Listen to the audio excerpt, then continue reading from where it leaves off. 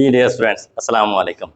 आपको पता है कि हमने पिछले लेक्चर के अंदर जो क्वाड्रेटिक इक्वेशंस हैं उनको ग्राफिकली बड़ी डिटेल के साथ सीख लिया है और वहाँ मैंने आपको एक क्वेश्चन भी करवा दिया जिसमें मैंने आपको उसका एक्चुअल मेथड भी समझा दिया था कि पहले तो हमने ये सीखा कि ग्राफिकल मेथड क्या होता है और फिर हमने वहाँ एक क्वेश्चन में ये देख लिया था कि क्वेश्चन सॉल्व कैसे किया जाता है। हमारे पास दो मेन बातें थी कि किसी भी जो क्वाड्रेटिक इक्वेशन है उसको सॉल्व करने के लिए हम एक तो उसका वर्टेक्स फाइंड करते थे और दूसरा हमने ये कहा था कि सम पॉइंट फाइंड आउट करेंगे और फिर जहाँ पे एक्स एक्सिस को कट करेगा वही हमारा सोल्यूशन होगा। अगले जो पार्ट्स हैं वो मैंने यहाँ सॉल्व किए हैं, तो आइए मैं आपको जस्ट अब दिखाता हूँ ताकि अब हमारा कम से कम टाइम लगे।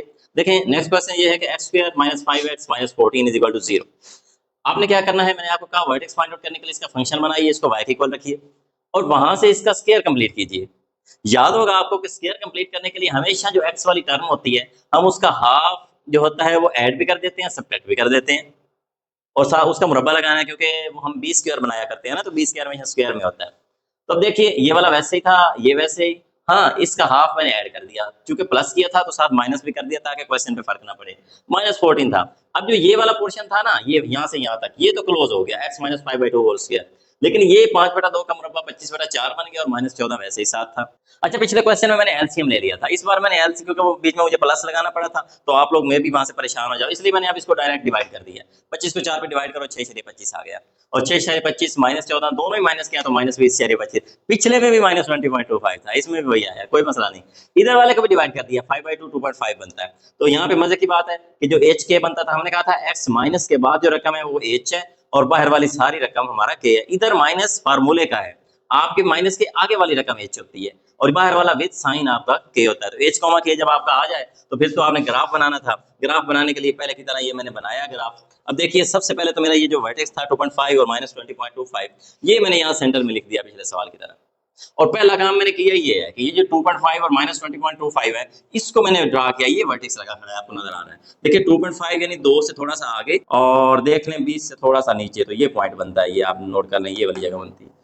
अब मेरा टारगेट था कि यहाँ से 3 4 पॉइंट आगे और 3 4 पॉइंट पीछे चेक करूं ताकि चलते चलते हम 0 को क्रॉस करें। तो सबसे पहले मैंने 2.5 था ना, तो मैंने इसके आगे जंप लगाकर 4 चेक किया। जैसे मैंने कैलकुलेटर में 4 पुट किया, मैंने पिछले क्वेश्चन में आपको कैलकुलेटर चलाना सिखा दिया, तो उसी तरह आपने करना है। तो माइनस 18 आया, तो देखिए 4 पे माइनस ये 16 के बाद 2 18, ये माइनस 18 बना। फिर मैंने कहा अच्छा 6 करता हूँ, फिर मैंने 6 किया तो माइनस 8 आया, मुझे 6 पे माइनस 8 मिला। तो अभी भी मैं 0 से पीछे था, लेकिन मुझे लग रहा था कि जंप बड़ा आ रहा है। फिर मैंने 7 चेक किया, जैसे ही मैंने 7 चेक किया वो 0 आ गया। तो यानी ये हमारे गुड लक वंस अगेन के 0 मिल गया। तो इधर के लिए तो पॉइंट मेरे इजी हो गया था। फिर मैं यहाँ से इधर चला, यहाँ से इस तरफ, ये 2.5 था ना, तो फिर मैंने यहाँ से एक जंप लगाया, मैंने डायरेक्ट 0 पुट किया, थोड़ा मैं पीछे आया हूँ। जैसे ही मैंने 0 पुट किया तो माइनस 14 मिला मुझे, तो इसलिए 0 पे माइनस 14 मेरा पॉइंट मिला। फिर मैं 0 से माइनस 1 पे आया, माइनस 1 पे मुझे पुट करने पे माइनस 8 मिला दोबारा, तो ये देखिए ये पॉइंट मैंने लगाया। फिर मैं माइनस 1 से भी आगे बढ़ा, माइनस 2 पे पहुंचा, जैसे ही माइनस 2 पे पहुंचे तो 0 आ गया वंस अगेन। तो इसका मतलब ये मेरे लिए बड़ी गुड लक थी इस क्वेश्चन में भी कि मुझे दोनों 0 मिल गया। तो जस्ट मैंने फिर ये पॉइंट ड्रा करके इनको आपस में मिलाया और मिलाने के बाद मैंने ग्राफ क्या कहते हैं फाइनल हो गया और मुझे पता चल चुका था कि ये दो पॉइंट है मेरे सोल्यूशन के, -2 और 7। मैंने लिखा since parabola cut x axis at x equal to -2 and 7, hence this implies solution set is equal to -2, 7। यानी यही दो हमारे पास सोल्यूशन है। बहुत इजी क्वेश्चन। नेक्स्ट पे देखिए अगर हम थर्ड पार्ट की बात करें, इसमें एक थोड़ी सी डिफरेंट बात आई है क्योंकि इसमें जो x स्क्वायर है ना उसके साथ एक कांस्टेंट जो कोएफिशिएंट है वो लगा हुआ है।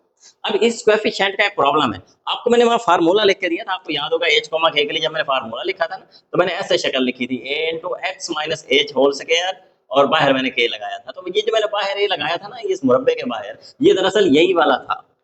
अगर किसी सवाल में ये आ जाए तो ये कॉमन ले लेना पहले से ताकि स्क्वायर कंप्लीट हो जाए। लिहाजा मैंने दो सारे से कॉमन दो कॉमन लिया तो दो कट गया, एक्स स्क्वायर इसका नहीं होता था तो इसके बटे में लगा दिया, जिसका ना तकसीम हो ना तो उसके बटे में ही लगा देता, तो ये कटता था, ये 2 3 6 हो गया। अब अंदर कंप्लीट स्क्वायर करना था तो ये तो वैसे ये 13/2x। अब मुझे बी स्क्वायर की टर्म ढूंढने के लिए हमने क्या देखा हुआ है कि जो यहाँ रखा मैं उसका हाफ आगे लगाऊं। ये 13/2 है, मैं एक और 2 नीचे लेकर आया हाफ करने के लिए, तो 2 और 2 कितने हो गए, नीचे 4 हो गए। तो 13/4 का स्क्वायर क्योंकि ऐड किया तो माइनस भी किया और आगे +3 है मेरा। अब यहाँ तक मजे की बात है कि ये बंद हो गया यहाँ पे, और जो आगे वाला है 13 का मुरब्बा 169/4 का 16 जमा 3, इसको मैंने डिवाइड कर दिया, ये 10 × 56 बनता है। इसको भी मैंने कर दिया 3 × 25 बनता है, +3 यहाँ पे तो बच गया -7.567। अंदर एक प्रॉब्लम है। अब फार्मूला देखे, फार्मूले में एक्स के बाद माइनस आना चाहिए, लेकिन हमारे फार्मूले में आपकी बार प्लस आ गया है, लेकिन मुझे माइनस चाहिए था। फिर मैंने क्या काम किया, सबसे पहले तो मैंने एक काम ये किया कि अब ये जो 2 था ना, 2 को इसके साथ भी रख दिया इसके बाहर, और दो सारे से कॉमन आया हुआ था, दो का इसके साथ भी हक है, इसके साथ भी हक है। तो देखिए जब ये जमा होने के बाद 7 बन गया था तो मैं 2 को अंदर लाया, इसके बाद तो वैसे ही लगा रहा, लेकिन 2 7 से ज़रा बनने के बाद 15 शरीक 14। तो ऐसा कोई क्वेश्चन आ जाए और बाहर कहाँ हो कांस्टेंट कॉमन, तो उसको आपने अंदर मल्टीप्लाई कर देना ताकि के को मल्टीप्लाई वो कर ले, इसके बाहर रहे, इसका कोई प्रॉब्लम नहीं। तो देखिए यहाँ पे जो प्लस आ गया था, मुझे माइनस चाहिए था, तो मैंने क्या काम किया, प्लस की जगह माइनस लगाया, लेकिन असल में तो प्लस था। तो फिर मैंने ये किया कि मैंने एक अंदर आगे भी माइनस लगा दिया, यानी 3 के साथ भी माइनस। तो अल्टीमेटली माइनस और माइनस बनेगा प्लस ही, लेकिन शक्ल मेरी वो फार्मूले वाली बन गई माइनस वाली। लिहाजा अब मेरा जो एच है वो -3.25 है और के मेरा बाहर वाला है 15.14। तो इस तरह वर्टिस फाइंड आउट करना मुश्किल नहीं है, हाँ थोड़ी सी आपने कैलकुलेशन करनी है बस ध्यान से, और प्रॉब्लम नहीं है उसमें। उसके बाद ग्राफ बनाना है, सबसे पहले ग्राफ बनाने के लिए यही पॉइंट याद रखा करें कि सबसे पहले जो आपने वर्टिक्स बनाया ना उसको ड्रा कर ले, फिर आपको पता चल जाता है कितना आगे जाना है कितना पीछे जाना है। ये देखिए मैं टेबल के सेंटर में वर्टिक्स रखता होता हूँ, -3.25, देखिए -1 -2 -3, 3 से थोड़ा सा आगे, और इस पे -15 जाना था, नीचे जाना था, ये 16 से थोड़ा सा पीछे। तो ये मेरे पास पॉइंट तकरीबन यहाँ बनता है। अब देखें यहाँ से मुझे थोड़ा सा पीछे हटना था, तो जब मेरे पीछे हटना था तो मैं -3 से हटकर -2 पे मैंने चेक किया, -2 को मैंने पुट किया तो -12 आया। फिर मैंने क्या किया, फिर मैंने -1 को चेक किया, -5 आ गया। अच्छा फिर मैंने ये 0 को चेक किया था, असल में मेरा यहाँ से प्रॉब्लम हुआ, मैंने -1 के बाद किया था 0 को चेक, जैसे ही मैंने 0 को चेक किया वो 6 बन गया था प्लस का, यानी ग्राफ आगे क्रॉस कर गया था। देखिए 0 पुट करने पे प्लस का 6 मिला था, ये 4 और 8 के दरमियान 6। फिर मैं थोड़ा सा पीछे हटा, मैंने कहा ये तो कहीं दरमियान में है, फिर मैंने बाय द वे 0.5 चेक किया, -1 से भी पीछे आता। तो जैसे ही मैंने 0.5 चेक किया ये मुझे 0 मिल गया। तो इस तरह हमने गेस भी लगाना है कि तकरीबन हम कौन सा पॉइंट पुट करें जो हमें वाकई जो x की वैल्यू y की वैल्यू है वो 0 दे दे।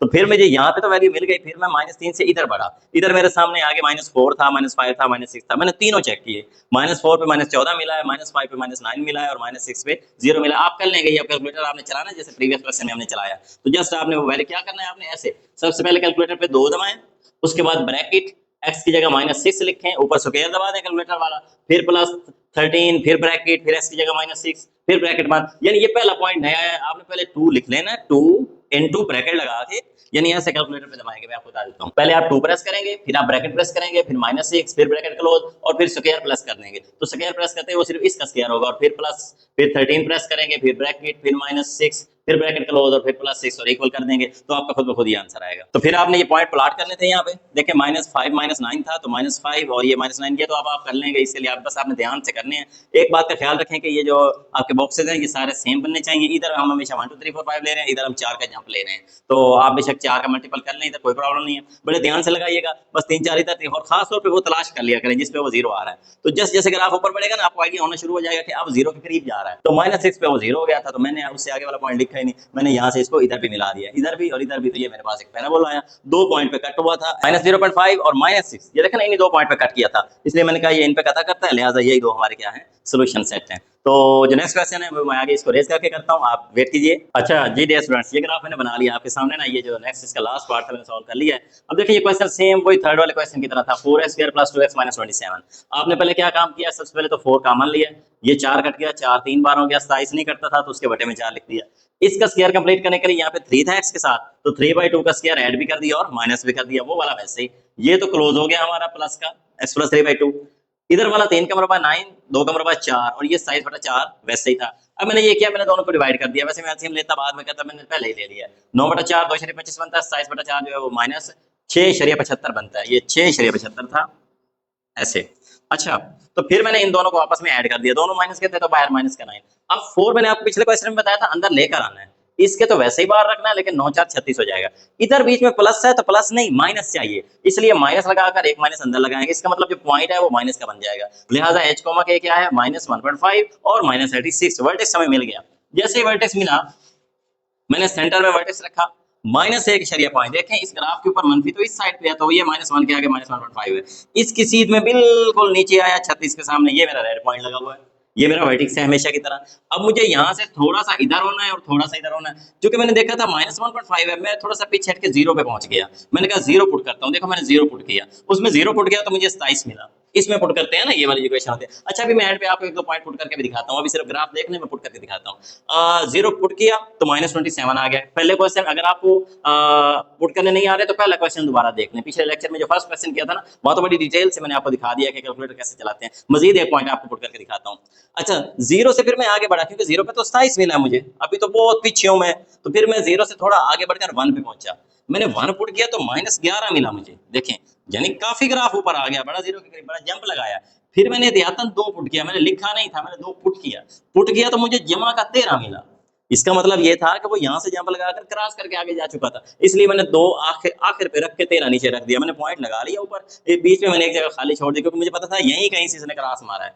1 पे -11 था, पीछे था अभी 2 पे 13 हो गया, ऊपर पहुंच गया था प्लस का 13, तो बीच में क्रॉस मार गया। तो फिर मैंने चेक किया 1.5, जैसे ही मैंने 1.5 चेक किया तो वो 0 आ गया था, लिहाजा इसका मतलब वो यहाँ पे मैंने 0, मुझे पॉइंट भी मिल गया और मेरा ग्राफ भी ऑटोमेटिकली सीधा हो गया। फिर मैंने किया इससे पीछे हटने का, 1.5 से थोड़ा सा पीछे, 2 की बजाय मैं -3 पे पहुंचा, -3 पुट करते ही मुझे -27 मिला। फिर मैंने -4 पुट किया तो मुझे -11 मिला, अब इधर मिल रहे थे माइनस में। फिर मैंने -5 पुट किया तो +13 मिला। फिर मेरा बीच वाला जो -4.5 था तो मैंने वो पुट किया तो उसमें मुझे 0 मिल गया। इस तरह मुझे इधर भी 0 मिल गया और इधर भी 0 मिल गया। तो मेरे 2 सॉल्यूशन थे, एक प्लस का 1.5 और एक माइनस का 4.5। अब मैं आपको दिखाता हूँ कि कैलकुलेटर पे एक पॉइंट मैं आपको पुट करके दिखा देता हूँ। अब आप देख लें कि ये हमारी इक्वेशन है 4x² + 12x - 27।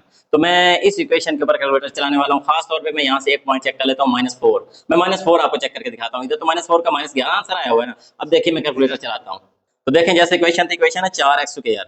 तो पहले तो मैं कैलकुलेटर के ऊपर 4 प्रेस करूंगा, ये देखें 4 इंटू, अब मैंने क्या करना है -4, अब देखिए ब्रैकेट के अंदर -4 लगाता हूँ, ब्रैकेट क्लोज कर दी मैंने, ऊपर स्क्वायर लगाऊंगा, ये देखें -4 पुट 4x² बन गया। आगे +12x था तो +12 इंटू x किएगा, फिर -4, ये देखें -4 लगा दिया मैंने, फिर ब्रैकेट क्लोज कर दी मैंने, और आगे -27 था तो -27। देखिए जैसे ये हो जाए तो आप इक्वल का बटन प्रेस कर दें, ये देखें -11 आ गया। तो ये बड़ा आसान है, आपके पास जो भी वैल्यू आप इसी तरह पुट करते जाएं और आप इंशाल्लाह अपना आंसर निकालते जाएंगे। ये था हमारा आज का लेक्चर, ये बहुत ही इंपॉर्टेंट मेथड था और इसके साथ ही हमारी जो एक्सरसाइज 2.1 है वो अपने इख्तिताम को पहुंची है, जिसके अंदर हमने स्टैंडर्ड इक्वेशन को देखा, क्वाड्रेटिक इक्वेशन को देखा, हमने उसको सॉल्व करने के कई मेथड देखे, जिसमें फैक्टराइजेशन से हमने स्टार्ट किया, फिर हमने उसके बाद कंप्लीटेंस किया देखा, फिर हमने क्वाड्रेटिक फार्मूला देखा और एट द लास्ट हमने ग्राफिकल मेथड देखा। हमने कहा ये बड़ा मजे का मेथड है क्योंकि ये आगे भी हमारे काम आने वाला है, जिसमें हमने खास तौर पर हमने क्वाड्रेटिक इक्वेशन के ग्राफ बनाना सीखे हैं। तो इंशाल्लाह नेक्स्ट लेक्चर में नेक्स्ट क्वेश्चन के साथ मिलते हैं, नेक्स्ट एक्सरसाइज के साथ। तब तक के लिए अल्लाह हाफिज, थैंक यू।